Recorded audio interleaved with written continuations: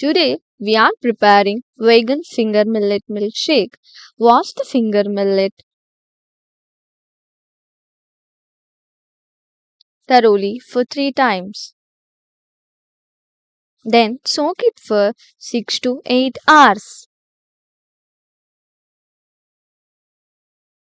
Put the soaked finger millet into the mixer.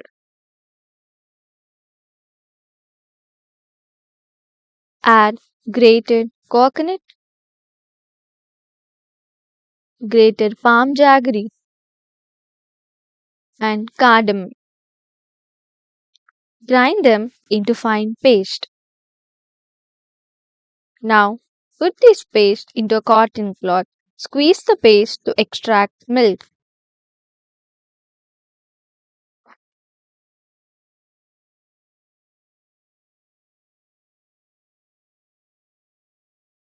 After squeezing, take this pulp into mixer. Put some water. Squeeze it again into the vessel.